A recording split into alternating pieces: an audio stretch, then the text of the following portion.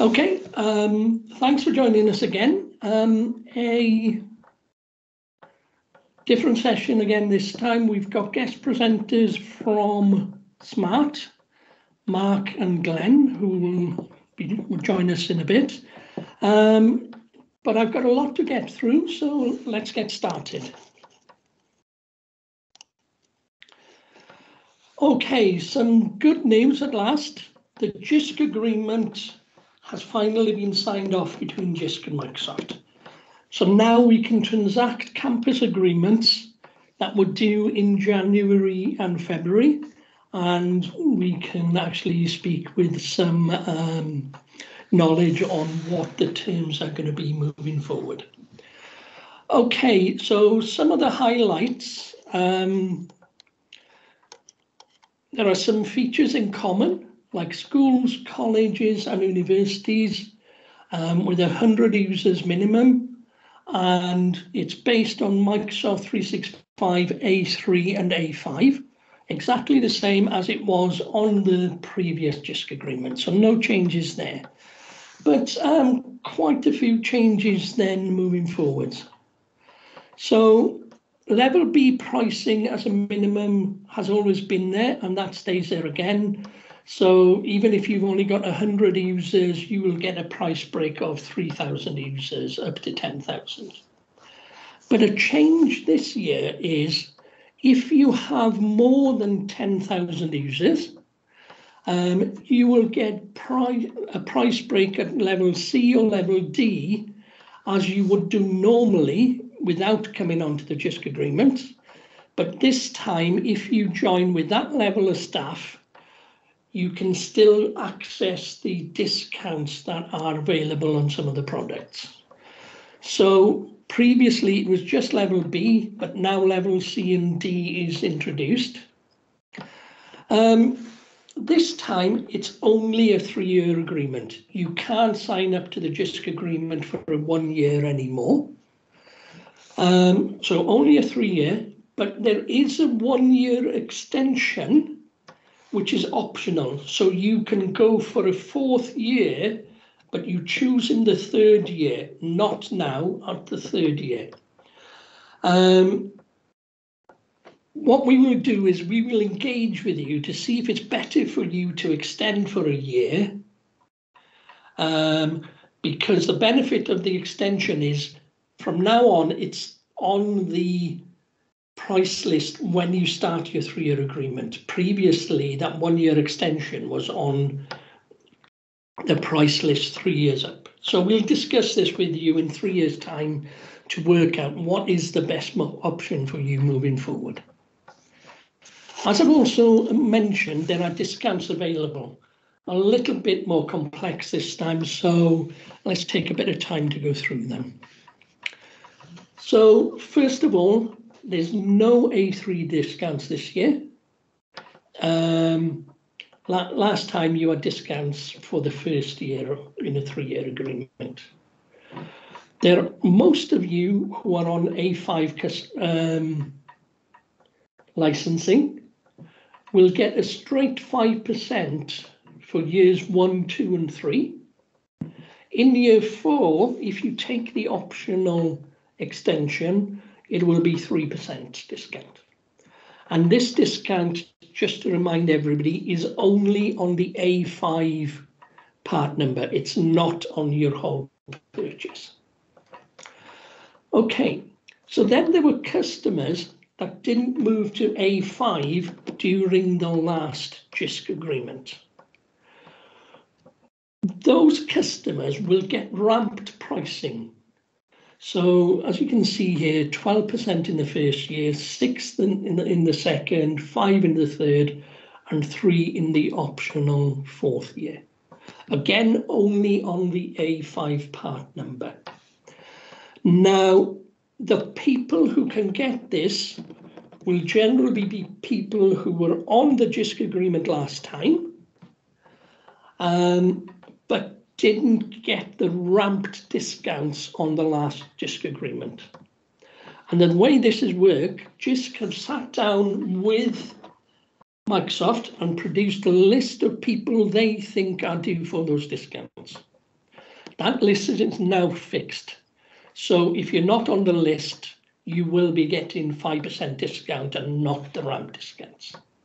So we will speak to JISC on your behalf to find out if you're on this list, so we will know what the best option for you will be when you're renewing your agreement. But in essence, you have to be on A5 to really get the discounts. Okay, some additional discounts now. So I've said A3 customers don't get discounts, but if you add the A5 security suite, which gives you Entra ID P2, Defender for Endpoint P2, Defender for Office 365, Defender for Identity, Defender for Cloud Apps, if you want that suite of products to enhance your security, and you add that suite enterprise-wide or EQ-wide, which is all your staff, then there are discounts on the A5 security product. And as you can see, it's 15%, 10, 10, and 5. So there are discounts, but you have to go to the A5 security suite to get access to them. And the important bit again is it must be EQU wide. You can't buy for some of the customers. Okay, additional discounts then for security products. So these discounts will be available to customers on Microsoft 365 A5 or on the Microsoft 365 A3 plus A5 security. So the discounts are in that table there. There's a different discount for the 3-year period and the optional 4-year period. Okay, if we look at them, Defender for Endpoint P1 and P2, the device license. So P1 and P2 are included in A3 and A5, but the device license is for shared devices because Defender for Endpoint doesn't include student use benefit. Defender for Endpoint doesn't protect your shared devices or student devices. So you can now get discount on those shared device licenses. Okay. Then the other products below that, they are in reality for customers who have just been given an Office 365 A1 license. So your caretakers, your staff who need minimal access to a computer, you can give them the A1 license free of charge. But if you need to protect them, for instance, with Entra P2, you can give them multi-factor authentication with risky sign-ons as your conditional access policies. So all these products are what you can add for additional security for the small number of users that you haven't fully licensed with A3 or A5. Okay.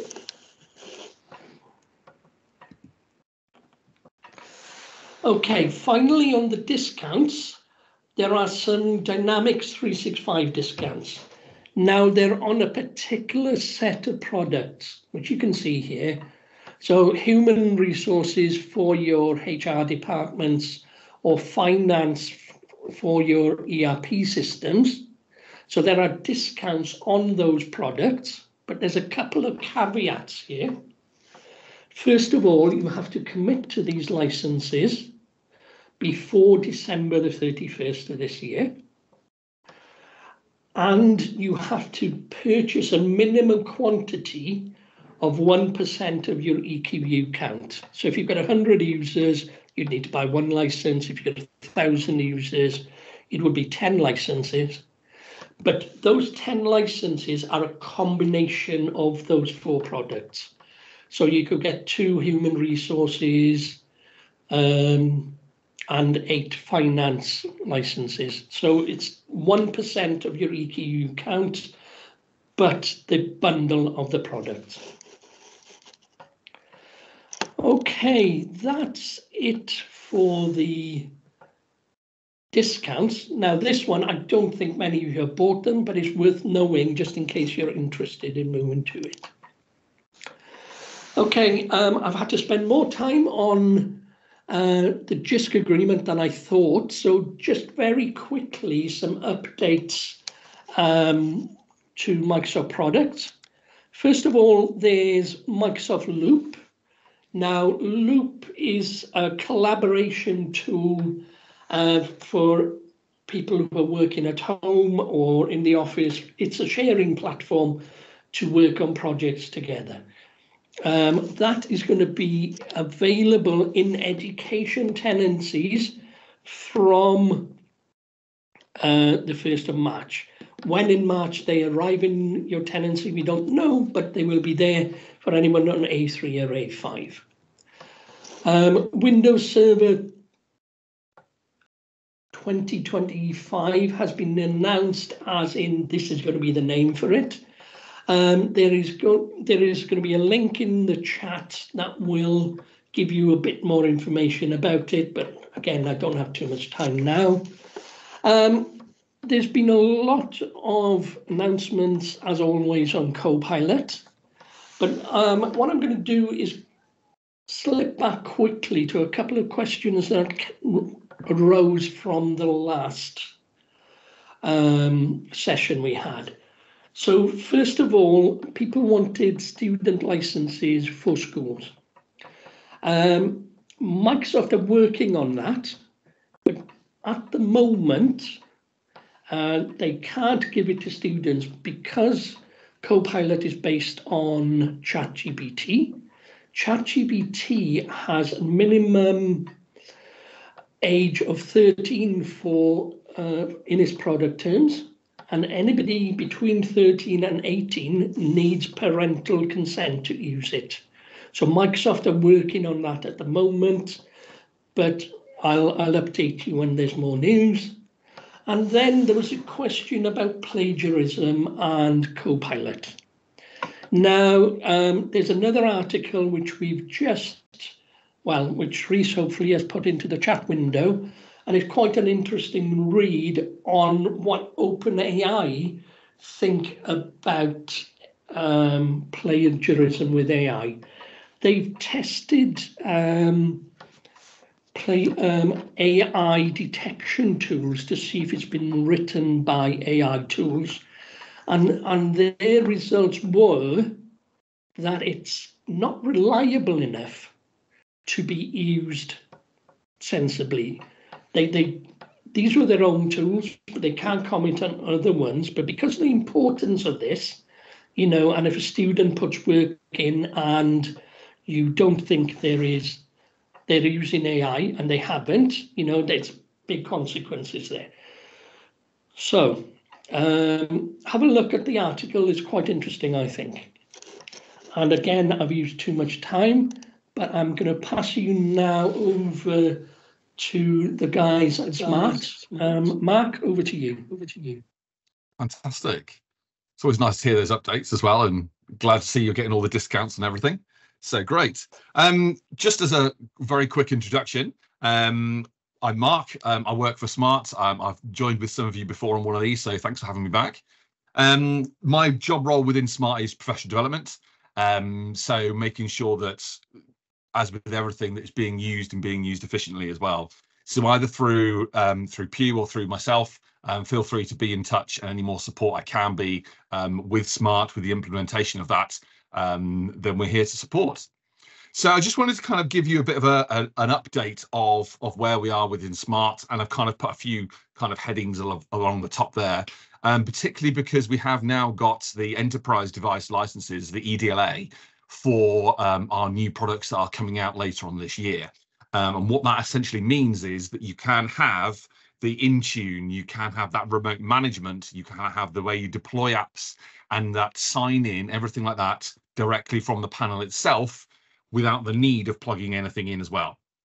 So that being said, I'm just going to dive into a few of these. And then I'll let Glenn introduce himself in a moment, and he's going to dive into this remote management and what that really looks like as well. So briefly speaking, this is our product category for this year. So this is the RX and the MX, which have got that IQ, that Android unit with the EDLA in as well. And then you have got our entry-level product, our GX, which has got the Android unit. You can sign into your cloud offerings as well and still manage it.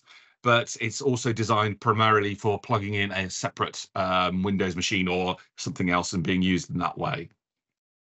So you may or may not have come across these before, but that was the GX there. Again, all of this information is on the Smart website, so I'm not going to go into too much detail of it now, but just to kind of flash you through these. Equally with the MX as well, and this has got another upgrade from here as well. This year we're with that EDLA certification within that as well. The Android 13 coming with that as well. Again, that security influence with that in there as well. And of course, the eco design and Energy Star rated on there as well. I will just jump back to this previous one here, that the actual GX model is 52% more energy efficient than some other flat panels on the market. So obviously looking at discounts from before, that initial saving there is massive when you're looking across the range and the length of time you'll be having these within your setting. So just kind of focusing on our kind of high-end model here, just because we have got the NFC sign-in with it here as well, and we've got that EDLA certification within it, so you can deploy those apps. You can have that single sign-on, like said in the advert that was pushed out, that can pop up a QR code. I can scan that QR code. The two-factor authentication can happen on my device, so I'm no longer typing on the machine or having to type anywhere else as well. And then all my content, all my Office documents, the 365 documents, everything there can be then on the panel in my own area within that. Now, I've done a lot of work with Google because the Android ecosystem is designed to be that single use. But back end, we've made it a multi-user experience. So it really does completely sign you out of the board, so that if you're having multiple users coming to do it, each person is completely separate. They're not kind of piggybacking on somebody else's as well. So that was really key to get that spot on and working well. And of course, in our top end one is here, you might have just seen it on the side here. We've got these proprietary tools. So if you are using the pens, different to others on the market, that automatically knows that it's the pen, automatically knows it's the finger, and you've got real multi-user experiences within that itself. And actually you can have these physical stamps to make a digital representation of something as well. A great accessible way to access the learning for all students for that as well. So across the range here, I've kind of gone into a bit of a depth in here. Just as a quick preview, it's still kind of in the works at the moment. I was hoping to show you this morning. Maybe we'll have to have it come back on and show you actually in action, but that is working for there. So that is the new products. But the real good news as well, looking that kind of standing the test of time and that longevity message, that all smart boards that have got that PC slot within the back of the smart board, so that's ones dating back 7 or 8 years, if not more, they can be upgraded as well. So the hardware might be fine, but you're wanting those security features, you're wanting that sign-in for that as well. And what we can do there is add this PC slot unit going into the back of the boards, some of the old ones that look more like this. And then they can have all of those features, all of that certification, all that security within that as well. So that's a great message to kind of use for yourself, and a gateway to give your lecturers, your tutors, everybody that consistent approach to that, and that new experience and that ease of use of experience where you can just come up to the board, sign yourself in, and you've got everything in front of you without having to bring that separate device for that as well. And of course, all of these come with a 5-year entitlement to smart remote management. So you can actually manage your boards and everything for that as well. But for that, going into a bit more depth, I'm going to hand over to Glen. So I'll stop sharing. And Glen, all yours. Magic. Thank you very much, Mark. So yeah, just a quick introduction to myself. So my name's Glen Harrington. I'm the software manager here at Smart. So I look after all the educational software and any kind of deployment and aid of adoption you require for the remote management side of things. So Just to give you a quick overview on the smart remote management, as Mark said, it comes with panels as standard. All three of the panels that you saw in the presentation there, 5 years as standard to mirror the warranty. When you come into the device, the console, you can see here you get your list of total devices, the list of active devices, number of users, who are your admins currently working. So if you manage a large fleet across multiple sites of panels, or you can add your own sort of Windows devices in here to control, really nice way to be able to manage without having to have someone on site permanently. So these things can be deployed to yourselves. So let me have a quick look at this one here. So we see we're working off this one here, just off the serial number. You can name all the panels. So with the room name, you can tag the school name in there. If you've got different levels, you know, with different departments, you can tag all those and group them all together. So easily identify all the devices. I'll just briefly run you through some of the key features. So one of the key features that we get asked for and is the most popular with technicians or people that are managing the sites is that remoting in. So what you can see here is when it wants to do it, I can remote into a panel if there's any issues, to do a little troubleshooting, to be able to, you know, change an input for a teacher, to give me the ability to alter something in the settings, for instance. So Glenn, all just these pausing you things for a minute. You're sharing your window, your tab, not your, so I can't see remoting in. Bear with me. Let's have a look here now. Let me do my screen here.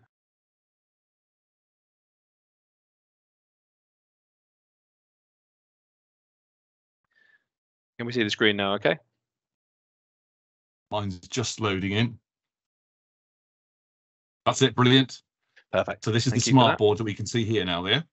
So this is the smart panel that I've just remoted into. So this is based down in Stafford. I'm up in Cheshire. So what you can see here is I have full access to anything that you would access at the front of the board. So if I wanted to go into the whiteboard for whatever reason, I could certainly just go into the whiteboard and it'll give me that access.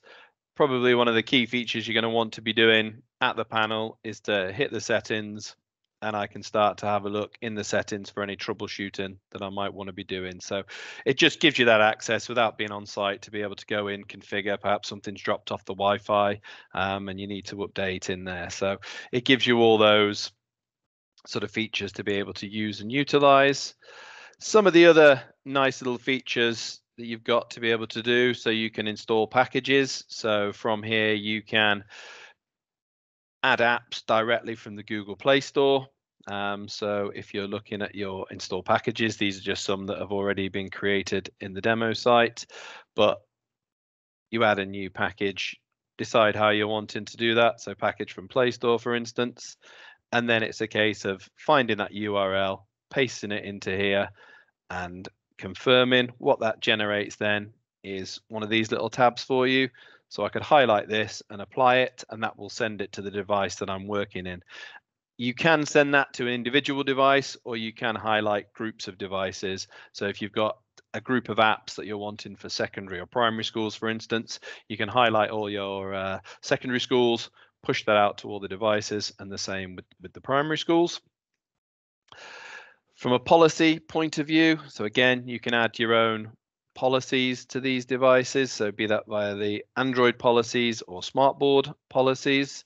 So for instance, you give it a policy name, a description, you know, and then this can be blocking type, so things that you're allowing and things that you're blocking, so YouTube's, Netflix, these sorts of things that you can add and block from within there. And again, that can be pushed out to all devices.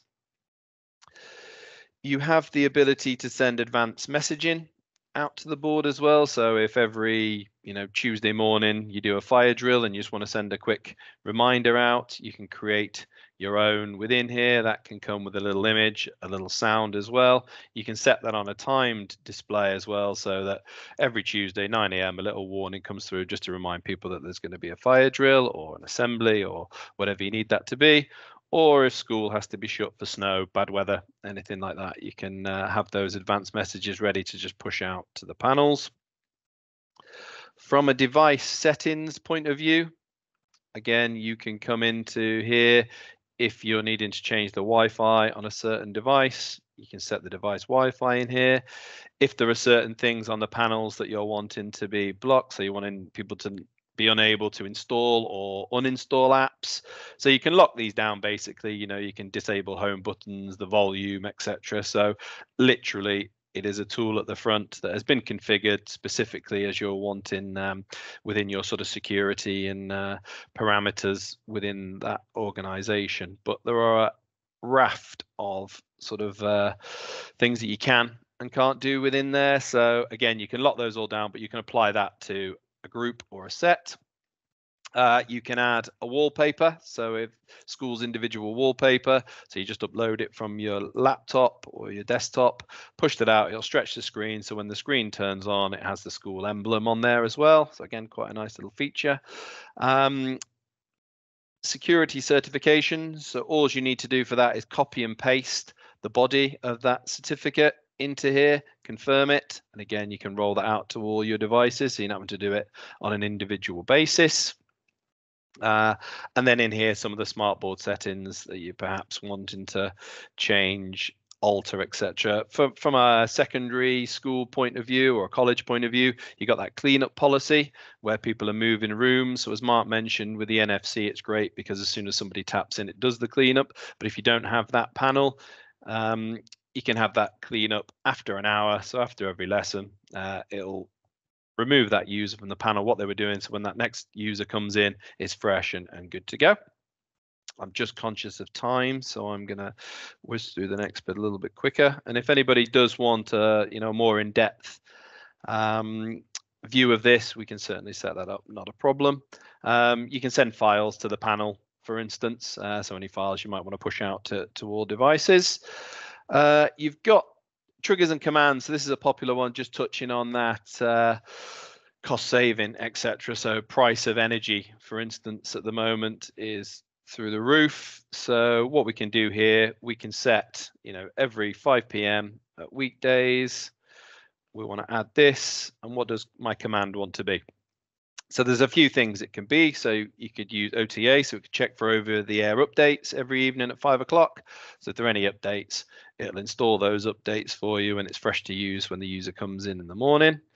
But the key one that we find most people using is that shutdown. So you can select that every 5 p.m. on a weekday, this will shut down.